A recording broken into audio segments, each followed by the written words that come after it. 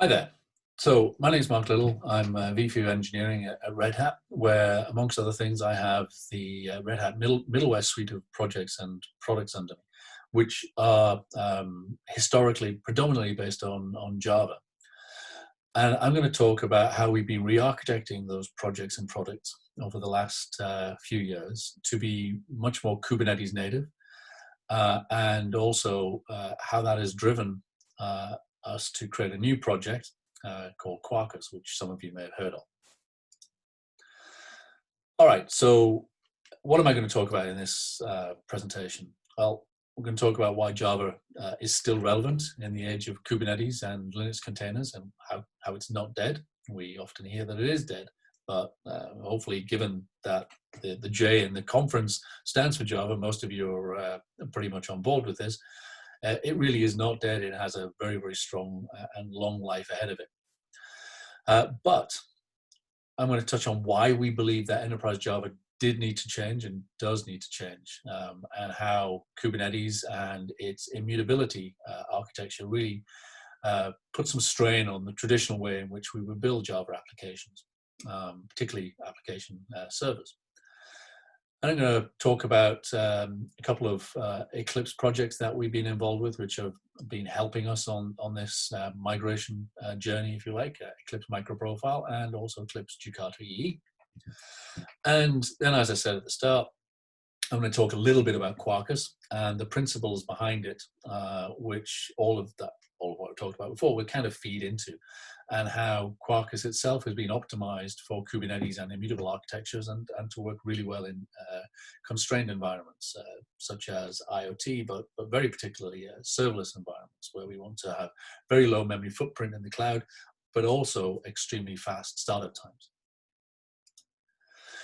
So why is Java still important today? Well, there are a few references at the bottom of the slide, which you can look at afterwards, but I believe that it's still a de facto language for enterprise developers.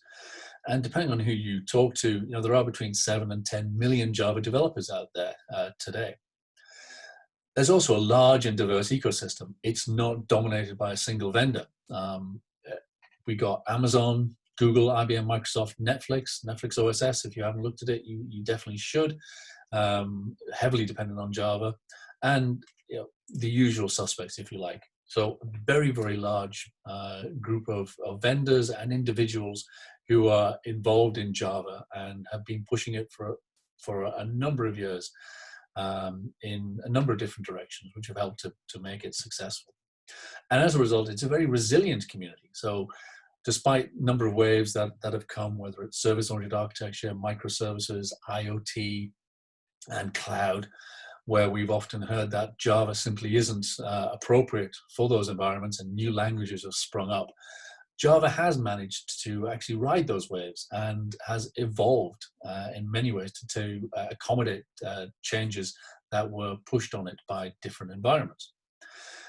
Also, I think when you're involved in the Java community, you often forget that when we might use the word Java and in the back of our mind actually attribute that to more than just the language, others who aren't necessarily as in deep with Java don't do that, and they can forget that when we talk about Java, we're probably implicitly thinking about a lot of other things than just the Java language. We're talking about the IDEs, the huge ecosystem of third-party libraries that have sprung up. All of these things are a significant number of person years that would need to be duplicated in any new language that would come along. So we need to remember that Java is more than just a language. And I also believe that the innovation is continuing, and actually I think the pace of innovation in Java, the language and the frameworks and the stacks that sit above it, has probably accelerated over the last few years. If you look at things like MicroProfile, Jakarta EE, the increased release schedule of Java SE, for instance, and things like Substrate VM, which is a part of Graal VM, which we'll touch on later on.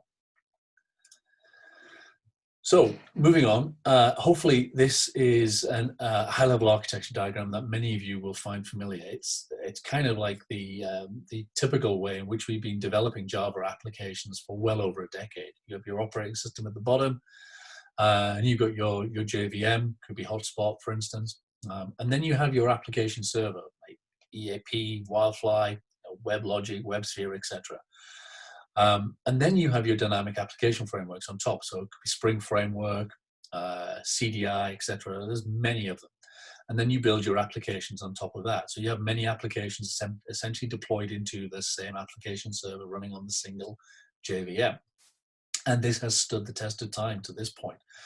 Many enterprises have grown based on this kind of implementation, and are still running very, very successfully today based on this kind of architecture and implementations, like I said, based on EAP, for instance. However, along came microservices. Whether you believe it is a different paradigm to service-oriented architecture or that it's an evolution of SOA, microservices came onto the scene with quite a big bang, quite a big hype, about breaking down your applications from the so-called monolith into individually consumable capabilities or microservices. And when this came around, people could see the benefit of microservices and start to look at their existing implementations, whether they were Java-based or some other language, and thought, are there approaches that we could take from microservices and apply to these existing applications or to new applications. However, it's not always black or white. It's not always a binary choice. And I put up some examples here over the years, which you find more probably. The notion that monoliths are bad or evil and microservices are the right way to go, it's correct in some areas, but it's never going to be correct for absolutely everything. As you can see, one of the things that microservices didn't think about, or at least was not talked about a lot back when they were starting, 2014, 2015, was distribution. As you break your monolith apart into multiple independent and communicating microservices, you are immediately starting to have a distributed system, a far more distributed system than many of our applications, let alone the developers, had thought about at the time. And if you think that debugging a monolith is hard, debugging a distributed system is a lot harder. So like I said, there are some pros and cons to every kind of paradigm that comes along, and you have to take them sometimes with a pinch of salt and try and apply them in a more reasonable fashion. But hot on the heels of microservices came Linux containers. So the likes of Docker, for instance. I'm not going to spend too much time on this, but they're similar, though not exactly the same technologies as virtualization. And people started to look at Linux containers and think, well, if I'm doing microservices, and microservices are self-contained units that can be destroyed and recreated elsewhere, or new versions can be taken down and recreated quite quickly, and I want something that is therefore fairly immutable, then Linux containers are a great way of doing this. They're self-contained. They have everything in them that you need to run your application. You don't need to worry about downloading the world like you might have to with Maven, for instance. So the marriage of containers and microservices seemed almost, as I say, made in heaven. And then Kubernetes came on the scene. Now, there are a number of different Linux container orchestration technologies out there. Mesos, for instance, is another one. But Kubernetes came out as an open source project from Google and was heavily influenced by what Google had been doing in that space with the likes of Borg. And it quite quickly became the de facto standard for cluster management for Linux containers. And there are a number of different implementations out there that build on Kubernetes. I've just put OpenShift down as an example because I'm from Red Hat. But the important thing is that these days you can find Kubernetes pretty much everywhere, and that's why it's kind of become the de facto standard. Now, looking at all of these things that we've talked about over the last few minutes, microservices, Linux containers, Kubernetes, with its immutability requirements, where Kube assumes that if it's starting up multiple containers, it can take them down and move them elsewhere and start them up again quickly because they're immutable for fault tolerance purposes, for instance. Then we need to look back at the way in which we've done things with Java, because typically we don't really think about immutability in a Java environment, and we don't think about short duration services. We've spent a lot of time tackling the long-running JVM and long-running Java application problem, if you like, where you don't take your application server down. In fact, you can update it on the fly. Very, very different to an immutable architecture. And Java, as this slide says, we've really been designing the JVM and the applications that we build on top of it for throughput at the expense of footprint. So grab all the memory you can if you're a JVM, and typically don't release it. Definitely intended for long-running applications. Startup speed hasn't always been a main focus, although if you've been around with Java application service for a long time, you'll know that over the last 5, 6, 7 years or so, pretty much all of the vendors have started to really take the startup speed seriously. When we first released Wildfly based on JBoss AS 6 and 7, we were running competitions about how fast somebody could run it and start it up on stock hardware, and sub-seconds or sub-second, I should say, was often attained. And another thing, as I mentioned earlier, with the long-running application servers, we have spent a lot of time with encouraging and building on the Java dynamic footprint behavior, where you can send a new version of service to an application server with things like OSGI, for instance, and even run multiple versions of a service in parallel. All of these things are great when you are building applications in Java that don't have to run on the cloud, and particularly don't have to run with Linux containers and Kubernetes. But when you start to try to apply them in a kind of a default lift and shift model, you do quickly run into an impedance mismatch. And it's good, though, that Java has not sat by and just kind of ignored that problem. Java, the language and the frameworks and the stacks, is trying to pivot to be a better citizen on the cloud, and very, very specifically with Kube and Linux containers. So things like JPMS or Jigsaw, ahead of time compilation, Graal, which we'll touch on later on, are all important at the language level. However, architectural changes to frameworks are required to truly get the benefit.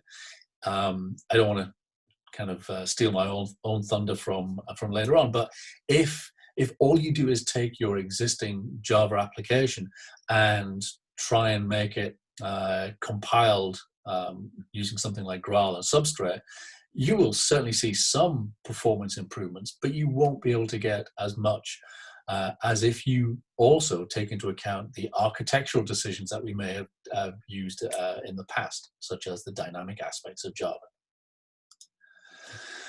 So this is kind of where we are today. If you take your traditional Java application server, which is on the left, and a container platform based on Kube, for instance, and you try and run many instances of it and compare it with a rough equivalent version of the same application written in Node and in Golang, you will be able to get higher density of applications in Go and Node than you can in JVM, simply because, as I said, of the way in which Java and frameworks and stacks have been implemented, long running, not immutable. Footprint has not been an issue to this point. So this is a problem if you're moving to the cloud and you're being charged, per millisecond or per second and charged based on the amount of memory you use, the amount of CPU that you use, etc.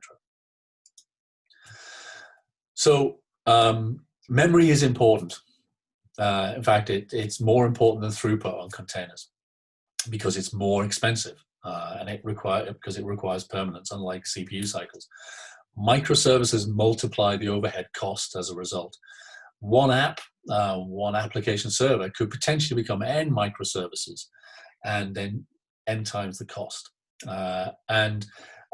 When we were looking at this back when we were starting OpenShift and putting EAP5 as it was back then onto OpenShift, we started to understand that we needed to do something. Java could evolve, our stacks could evolve, our frameworks could evolve, but we needed to do something, because if we didn't, then other languages would come along, and there's nothing wrong with having new languages. I mean, Java was new at one point, but as I said earlier, it's not just the language.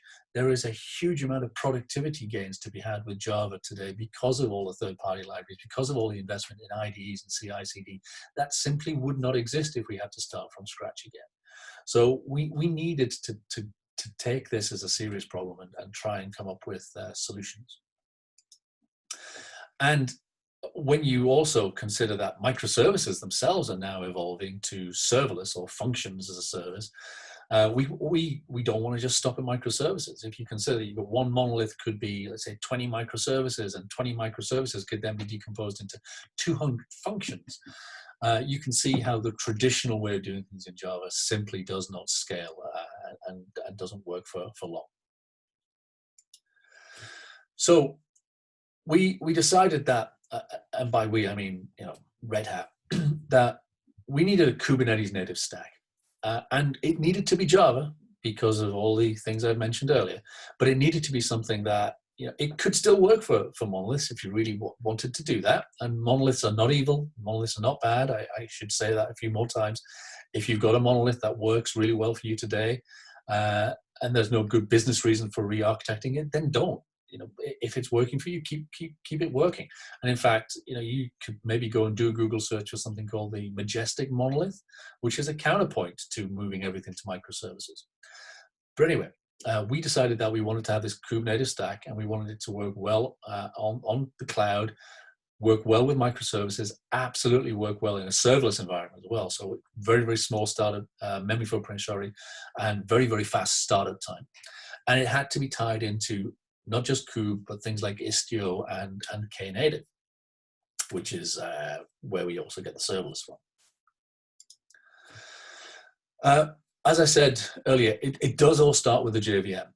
And there's been a lot of work over the years, not just recently. I know that in the last year or two, there's probably been a lot more done, a lot more hype done around Java being tuned for Linux containers and for Kube. But some of this work does date back many, many years. So OpenJDK has been evolving for a number of years to work better with Linux containers. You should look at what Red Hat and others have been doing around Shenandoah Garbage Collector, for instance. Then obviously, not everything happens in OpenJDK. There are other JVMs out there, like Eclipse OpenJ9. They've been doing some great work on JIT as a service to try and optimize things there. And compile Java. So yes, I know there's GraalVM, which is the last bullet here, but compile Java is not a new thing either. If you go way back and look at GCJ, Andrew Haley, who's the lead of our OpenJDK effort for Red Hat, he was intimately involved with GCJ back in the day. And whether you think it's Java or not, I know the court case is probably still going on. There's also Dalvik, which has been powering Android phones for a long, long time. That was a fork of a version of Java and compiled on your phone. Other efforts include things like Avian and Excelsior Jet, and then GraalVM. But as I said also, JVM improvements are very, very important, but they are necessary, but they're certainly not sufficient if you're thinking about having a true Kube native approach to running on applications and building them on Java. So looking at that, assuming putting to one side for a second improvements in Java, The application server itself has been changing as well. So if you can cast your mind back very far, if you were involved in that era before there was a J2E, there were approaches to enterprise computing based on technologies like Corba and DCE, where really because of limitations in the language and hardware, everything was an independent service. So you had a transaction service that was separate from a messaging service, which was separate from concurrency control service and a persistence service. When Java came on the scene, we saw a lot of improvements with hardware. We saw multi-threading in the language. We saw improvements in the operating system performance as well. And it became possible for us to actually think about co-locating a lot of these capabilities into J2E and then Java EE. So you didn't have to make a cross address-based call to start a transaction. You could just do that as a procedure call. And the benefits of that in terms of performance were clear. So J2E kind of evolved to have everything co-located in the same address space as your application. Now, as cloud has come along and evolved, with public cloud in particular, developers are much more accustomed to consuming these things as services again, and often as managed services managed by the cloud provider of choice. So we're having managed messaging, for instance, or a separate database service or a separate transaction service.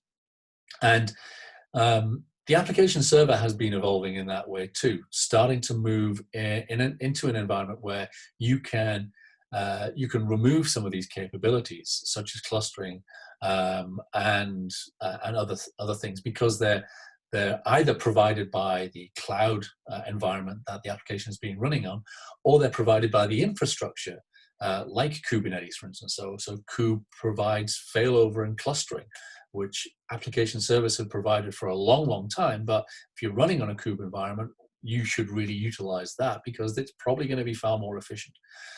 So in summary, we've been seeing application servers in some ways evolving again back to being an assemblage of capabilities provided by the cloud or capabilities that get provided by the middleware. And one great example of this is the Eclipse MicroProfile project, which was started back in 2016 and then moved to Eclipse probably 2016 as well, or maybe beginning of 2017. But essentially, the idea behind MicroProfile was that we, and by that I mean IBM, Red Hat, Tommy Tribe, SuJava, etc. We had agreed that there was still a lot of benefit from enterprise Java EE APIs for building microservices applications, but you didn't necessarily need them all.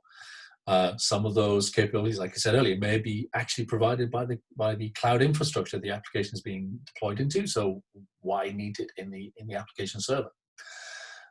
So we took a step back and we looked at Java EE, and the core number of APIs that we actually thought you needed to build a basic microservice was quite limited.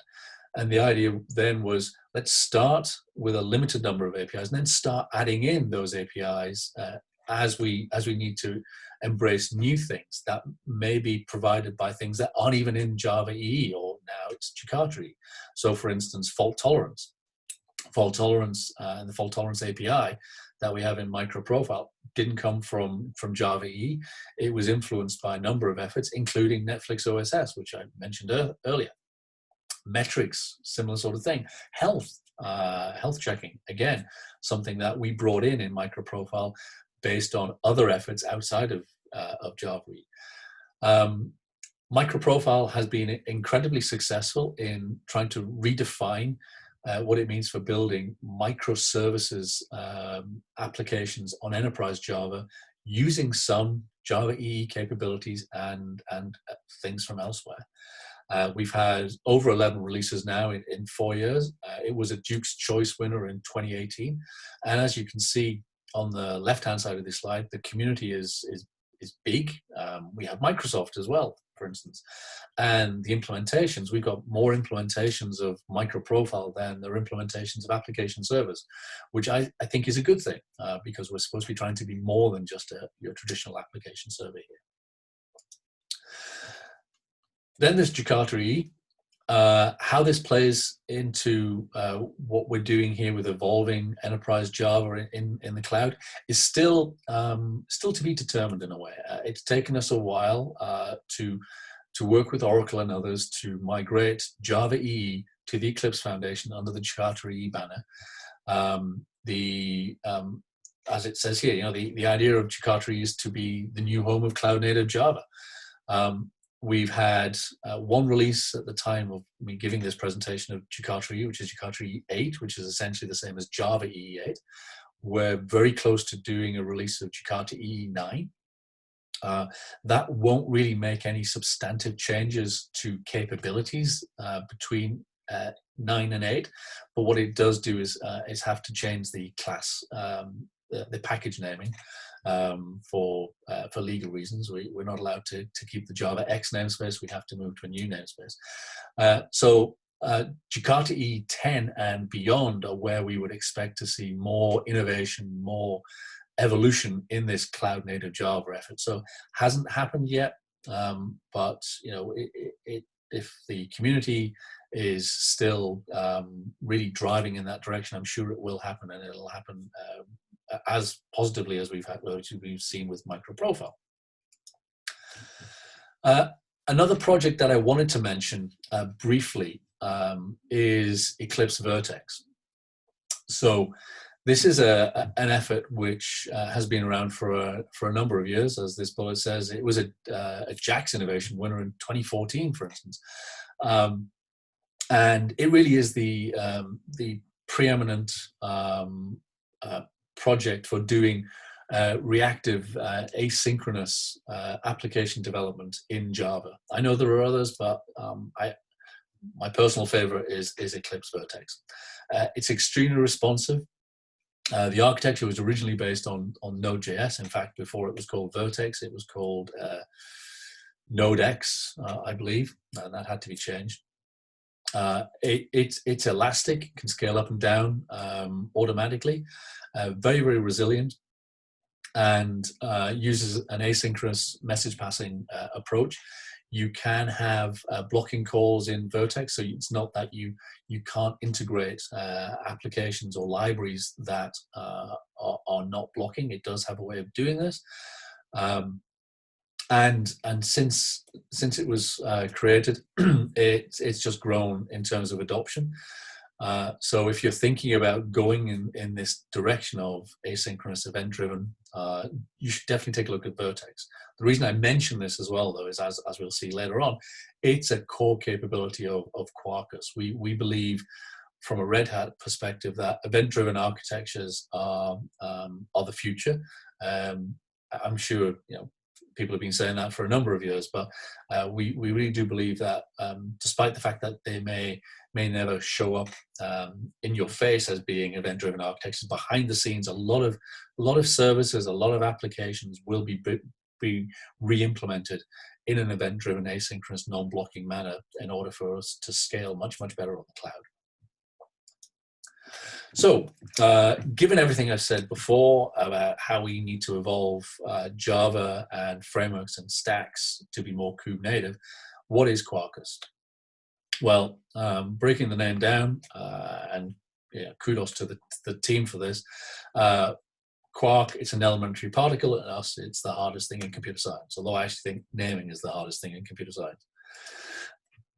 So one of the things that we did from the get-go with Quarkus was to embrace immutability, to say, or to encourage developers to not leave things to runtime, to embrace this notion that you have with kube and Linux containers, that if you need to make a change to a service, you create a new Linux container, you deploy it through Kubernetes, you remove the old one.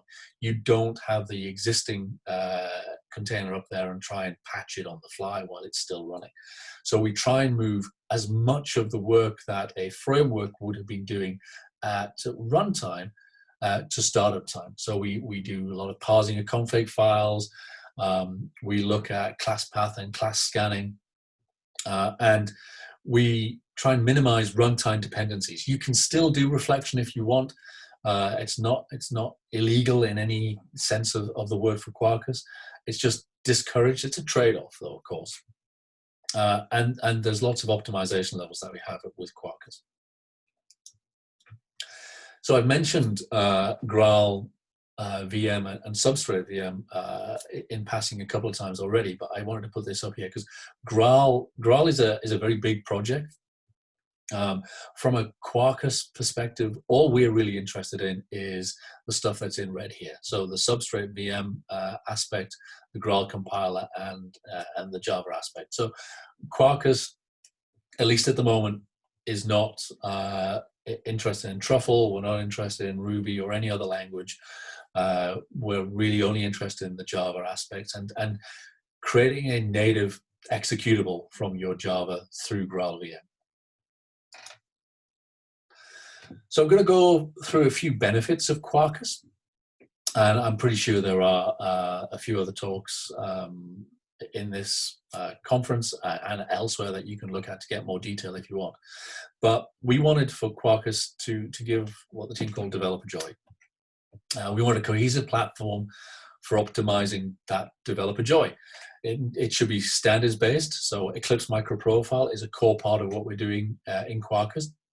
But it absolutely should not be limited to standards. So we have this approach where we try and innovate in Quarkus and drive those innovations into standards like MicroProfile. But if those standards don't want to adopt those innovations, that's fine. We still innovate. They just don't go into those standards.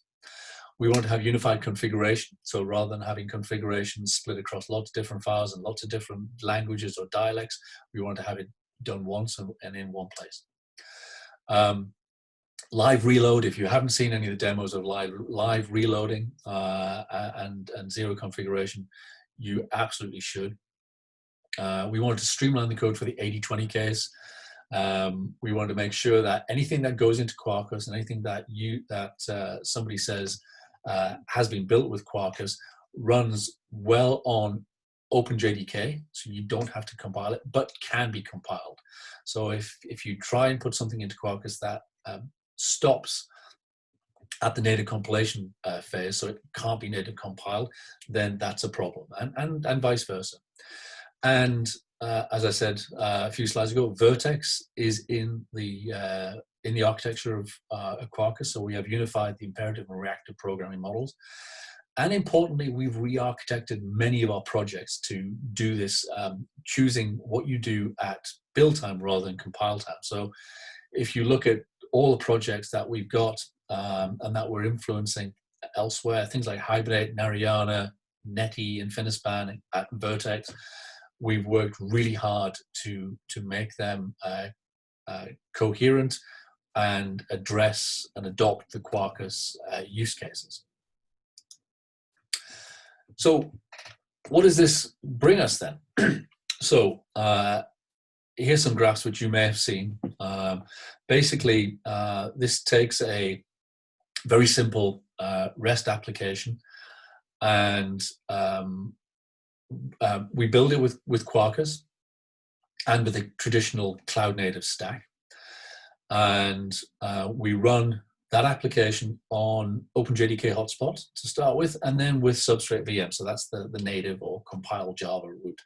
As you can see, with all of the optimizations that we do on the frameworks, just with those running on OpenJDK hotspot, that same application is like 50% less memory consumption than your traditional cloud native stack.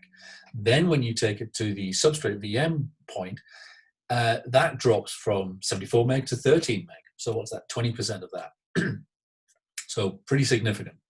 And therefore, if you're trying to have high density on the cloud in Kubernetes, you're really looking at the far end, the substrate end. But even with hotspot, you can cram twice as many of these Quarkus plus hotspot applications now than you could previously. Now, if we add some CRUD in here, so some database access, so it's becoming a little bit more real world, you can see that on OpenJDK, that memory utilization goes up by double. So it was 74 meg before, now it's 130 meg. But still, just over half of what your traditional cloud native stack would get using OpenJDK hotspot. Then when you go to Substrate, it's gone from 17 meg to 35 meg. So again, double, but in case of, or in terms of density, it's much more useful. And if you're thinking about, bill payment, it's going to be a lot cheaper. Now let's look at startup time. And this is something that often gets a lot of attention from various people, particularly when they're looking at, can Java be useful in a serverless environment? So just a quick context that in a serverless environment, very much like what we have with Vert.x, event-driven, reactive, messages come in, and on the receipt of a message, the infrastructure needs to fire up a service to handle that message. Now, there are tricks you could play with traditional Java and JVM by having JVMs and your application server on hot standby and fielding the message that way. But at some point, they run into limitations on the amount of available memory, for instance. I mean, how many instances can you have on standby if you're going to get tens of thousands of requests per second? So having a Java environment that you can literally spin up a new instance in fractions of a second and then take it down when it's done immediately catapults you and the language and your application into this domain of being truly cloud native and truly serverless. And as you can see, if we look at those examples that we had before, the traditional REST and then the one with CRUD, your traditional cloud native stack in the former case is starting up in 4.3 seconds. Pretty reasonable, pretty good. When you add in CRUD, it's double that. Quarkus with the OpenJDK, it goes from 0.75 seconds, which is fast. You could have serverless environments with that, to 2.5 seconds. Maybe borderline, we can see. Maybe there's more tuning we can do. Look at compiled Java using Graal or Substrate. It's sub-seconds. And this is exactly where we would have Quarkus playing in a serverless environment. So if you're really interested in that, there are other areas you can go and find for more information. I'd recommend you look at something like called Funky, which is being driven by Bill Burke. So as I said before, with Vert.x in the picture, we're unifying the imperative and reactive programming model. And here's a couple of examples of the same thing done in imperative and then in the reactive approach. So this makes it a lot easier for application developers to think about, and you can use the right technology that fits your use case. So benefit number 4 is the fact that we have optimized best-of-breed frameworks and stacks, whether it's things like MicroProfile, Kafka, Camel, RESTeasy, Vert.x, etc. We provide a cohesive full stack, leveraging a growing list of, as it says here, over 50, and I think it's more than that now, all wired on a standard backbone, which is what Quarkus provides. So if you now go cast your mind back to what I was saying 20 minutes or so ago about comparing and contrasting density of applications written in different languages. If you have your traditional cloud native stack, remember we could only get 4 instances in this example. Now with Node and Go and Quarkus is on a par with Go and at least as good, if not better, than Node.js. So this is really a game changer. So in conclusion, I hope that you'll come away from this understanding what has led us to deliver Quarkus and continue to deliver on that. Our problems are not the same as they were a decade ago for Java. The traditional way of doing things, long-running application servers, still makes sense in those environments. But But those aren't the only environments we have today. With Kube and Linux containers, we have to think differently. So therefore, we can't expect the same solutions to make sense. And the fact that containers are small and primarily immutable often flies in the face with those traditional architectural approaches and traditional dynamic aspects of the Java language. So to adapt, we must understand the conditions and make different trade-offs. Eclipse MicroProfile is helping us to make those trade-offs in a standard way, but there's still a lot of work to be done. As you saw, with the 50 plus projects that we've been optimizing, not all of them are in MicroProfile. So there are other things that we have to optimize. But we believe that this is a journey, and I wouldn't say that we've ever finished with Quarkus. But I do believe that where we are now is really helping to enable millions of Java developers to take their existing skills and potentially some of their existing applications and make them truly cloud native, especially if they're prepared to make a few tweaks here and there. Okay, thank you very much for attending and for listening to me, and I hope you got as much out of this as I did putting into it.